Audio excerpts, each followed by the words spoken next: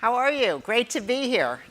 What a beautiful, beautiful view. And so far, the snow has not started, so that's good. We'll see. It might be starting by the time we'll be able to see it well. So as Spencer said, I'm Alexandra Taussig. I am in charge of Women in Investing at Fidelity. And it looks like from the agenda, you've heard a lot about money and investing today, which is fantastic. So my goal at Fidelity is to really get women in what I call their financial front seats, to take control of their money. So since I'm in this position, people often think like, okay, well, you obviously have this all straightened out and squared away. Wrong. So kind of as I think about my financial journey, and that's how I like to think about financial, it's a journey. It's not, one point in time. It's a financial journey that goes along with your life's journey. I always say money and life are inextricably linked. So mine has been very, very rocky. So I grew up in what I call a financially fragile household. And the more I've talked to hundreds of women, thousands of women, and so many of us did grow up in financially fragile households. And I think that really kind of, sears us, if you will. So my dad was an alcoholic. He stopped working when I was in the 5th or 6th grade. My mom went back to school.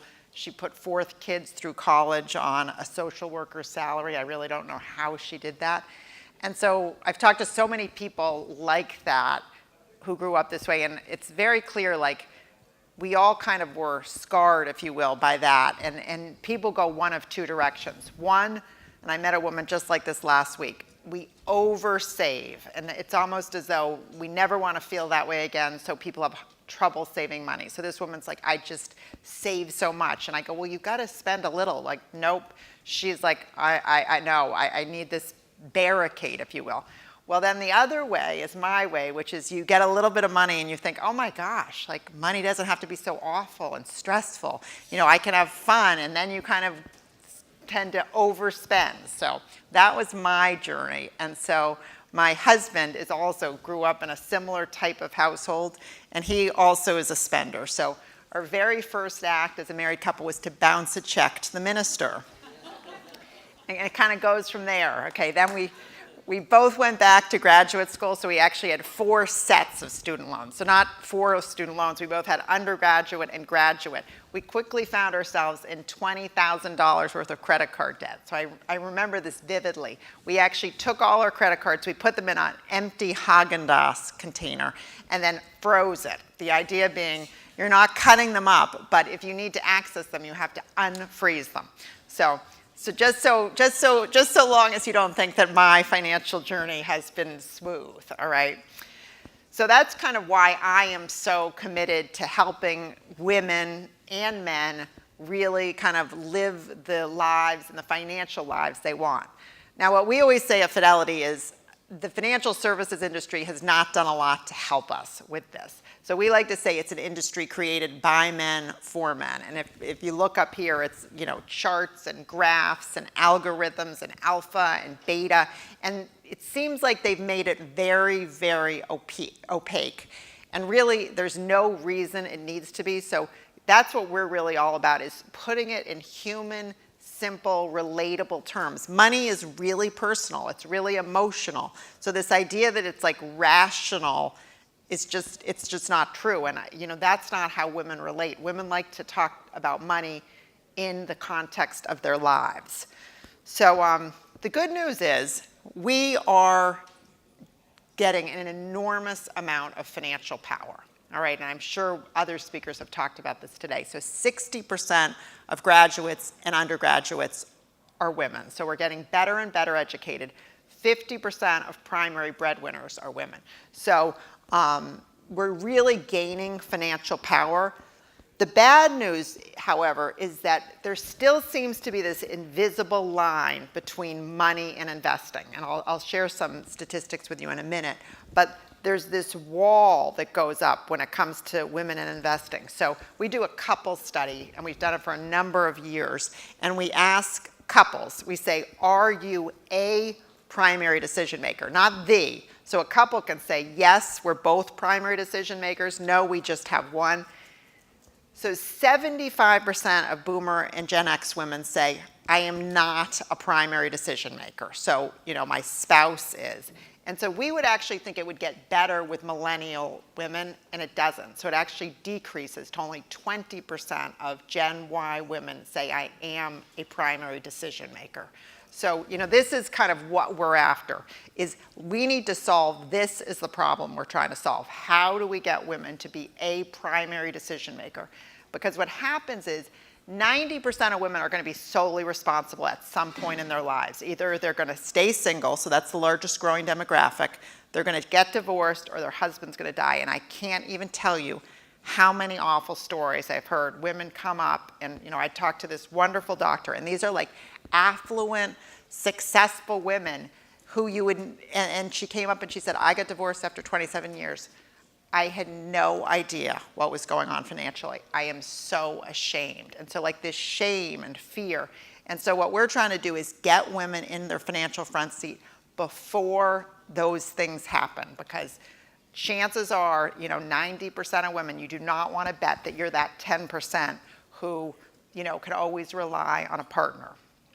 So here's another piece of good news. So we actually have millions of customers at Fidelity. So we actually do analysis on them. So women actually save more. So there's all this stuff about, oh, we spend so much money. Like my husband, of course, thinks I spend so much money, but really that's not the case. But anyway, so we compare men and women. Okay, we equalize for income. So women save more, dollar for dollar.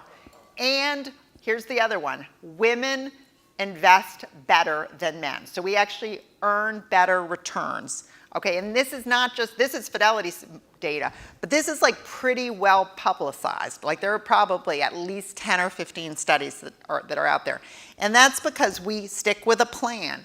We ask for help, just like we ask for direction. And I feel like women are always kind of apologizing. I was on a panel last week and this woman's like, I'm just a boring old investor. Like that, boring is the new sexy when it comes to investing. Like you just want like a simple, like index fund, target date fund, simple, because really like you are not trying to swing for the fences. Like if you just kind of invest regularly, get a fund that has a stock, bonds, and cash mix, like you are good. It's like when people start talking about Bitcoin, it drives me crazy. That's kind of like Bitcoin is synonymous with some crazy fad diet, okay? Like you want to just eat right and exercise, just save and invest in a nice, boring investment for the long term, and you're going to be good. All right? So everyone close your eyes. Okay, so imagine your proudest financial moment. Okay? Could be something simple, but like what made you proud financially? Okay, does anyone want to, you can open your eyes. Okay, I hope I gave you enough time. Now, it may not be something that comes to you right away. A lot of times, though, people can come up with it right away. Does anyone have one they want to share? Yes. Paying off my student loans. Paying off your student loans. Awesome. Yep. I bought a condo right at the bottom of the market in 2010 and then sold it 5 years later for $100,000. Woo! Okay, this is fun. I've never done this before. Anyone else?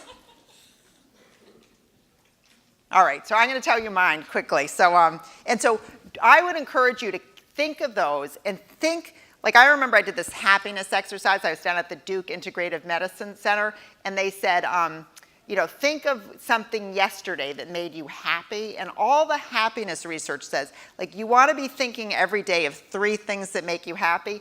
Like we want women to tap into that inner financial confidence, okay? So start, like now that I've started thinking about this, I'm like, here are all the things I'm financially proud of. Like I started a blueberry picking business when I was 9. I babysat, paying off my student loans, paying off those credit cards. But I decided early on, okay, I don't want to have to worry about money. Like when the car broke down in my house, it was a disaster.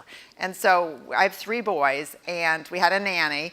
Now they're getting older, so we don't need a nanny. But anyway, so one day, Barb, my nanny, banged into the garage door. Okay, she called me up at work, so upset. Alex, I can't believe this. I bumped into the garage. I'm like, well, is everyone okay? Yeah. I'm like, well, then don't worry about it, Barb. But I think poor Barb was thinking like, oh my gosh, I'm gonna have to pay for this.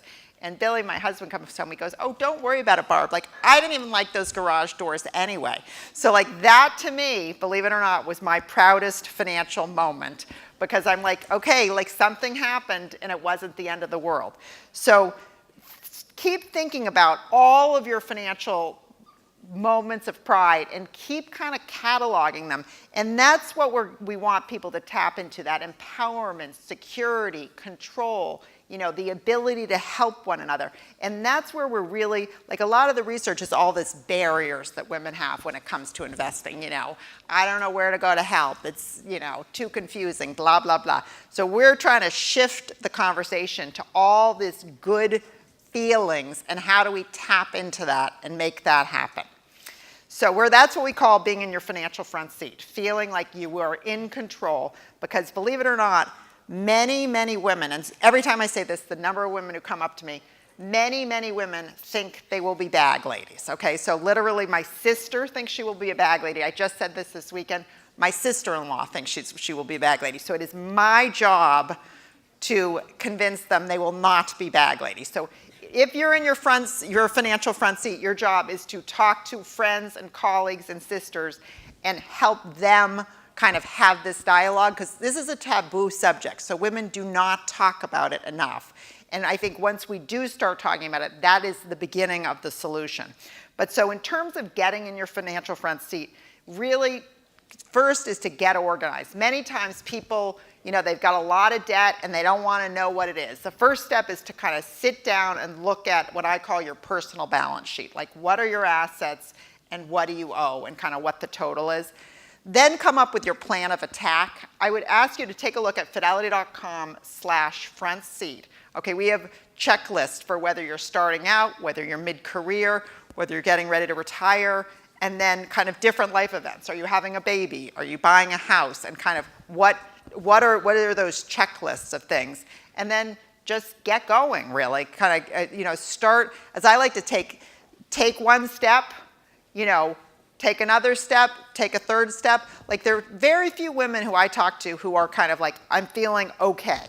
Either women financially are feeling really badly or really great. And the funny thing about the ones who feel really badly is they often hear me speak and then they come up and goes, oh my gosh, like I'm doing everything right. Like I thought I was doing everything wrong. So it's that not giving ourselves, like many times women are doing everything right, but they still feel like they aren't. So if you are doing things right, like own it, feel it, you know, celebrate it. So we are absolutely here to help at Fidelity. This is something we're incredibly passionate about. You know, you should see us quite, you know, all over the place, but I would say fidelity.com/front seat is a great place. We also, Sandy was saying webcasts. We have a large number of webcasts. We're actually running one this afternoon on women in investing. We've got one on divorce, debt, taking care of aging parents, you name it.